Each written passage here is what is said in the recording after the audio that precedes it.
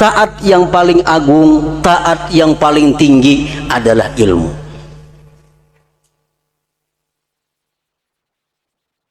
Taat mana aja kada melawan ilmu.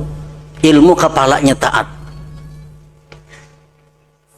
Makanya orang yang menuntut ilmu diberi Allah kelebihan-kelebihan daripada orang yang beribadah. Kenapa? Karena ibadah itu anaknya ilmu.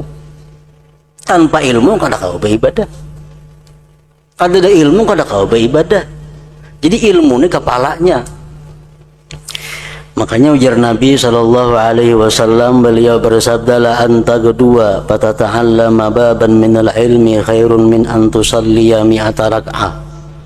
Engkau pergi menuntut ilmu, belajar satu bab di situ, itu lebih baik bagi engkau sembahyang 100 rakaat.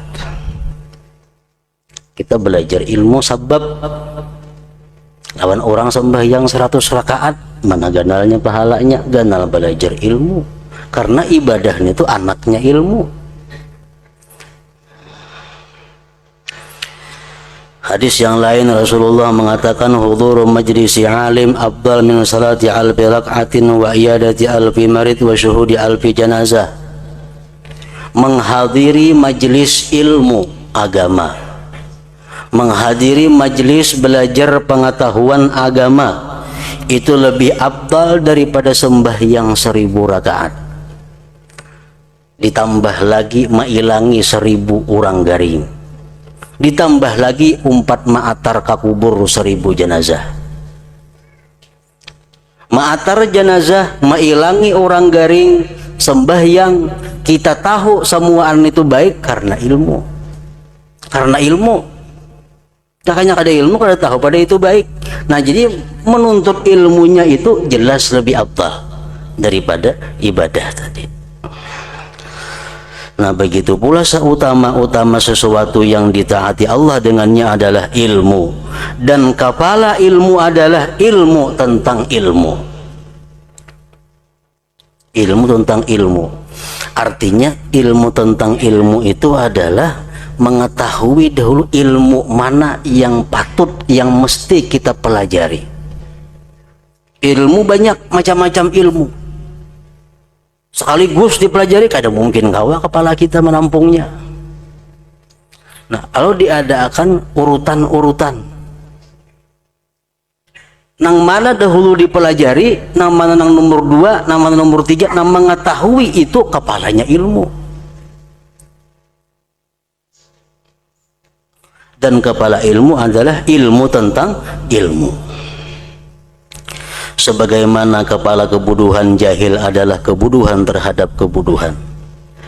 Sesungguhnya barang siapa tidak mengetahui ilmu yang bermanfaat daripada ilmu yang membawa mudarat, maka ia menyibukkan diri dengan apa yang manusia jatuh padanya dari ilmu-ilmu yang dihiasi, yang menjadi perantara mereka kepada dunia. Ada ilmu-ilmu yang menjadikan dia perantara kepada dunia. Ada ilmu-ilmu yang membawa dia kepada keridhaan Allah. Nah, ilmu mana dahulu yang dipelajari? Dan demikian itu adalah unsur kebodohan dan sumber kerusakan alam.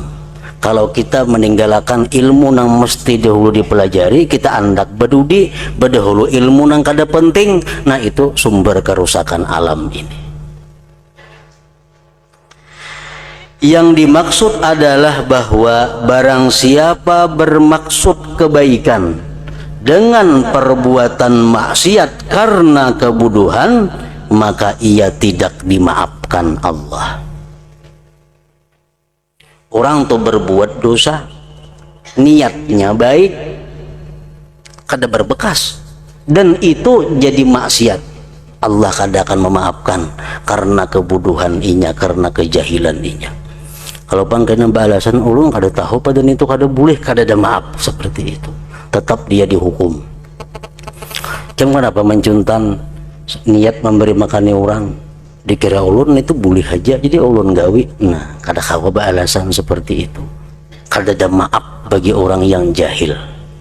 Tidak ada maaf bagi orang yang jahil, kecuali apabila ia adalah orang yang baru masuk Islam.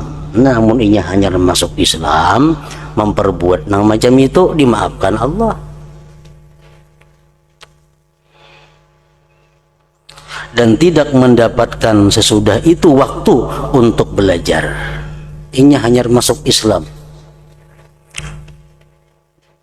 Mencuntan, hendak memberi makani orang, ini kada tahu dikiranya boleh aja, itu dimaafkan Allah. Kenapa? Karena ini belum ada waktu untuk mempelajari agama, hanya masuk Islam. Kalau orang yang mulai ninik moyang Islam, kada ada lagi alasannya.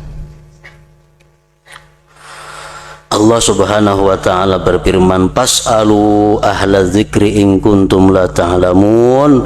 Artinya, maka tanyakanlah, takunakan kepada orang-orang yang berilmu jika kamu tidak mengetahui. Amun kada tahu, betakun hukumnya. Betakun hukumnya apa ngalihnya? Kada ada alasan, kada tahu hukumnya kalau kita hidup di tengah kota, kalau kita sudah lawas beragama Islam.